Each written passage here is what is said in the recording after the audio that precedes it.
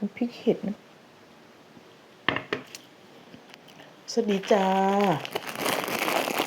กินข้าวค่ะทุกคนกินข้าวอันนี้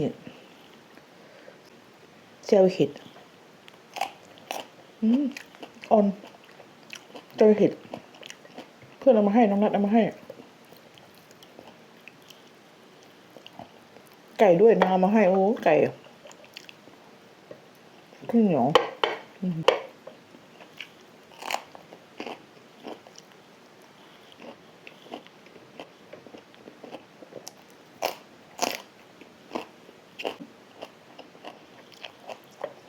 รสชาติเหมือนถั่วฝักยาว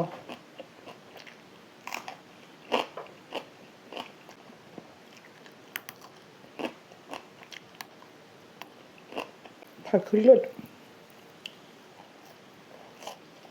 พี่อร่อยมาก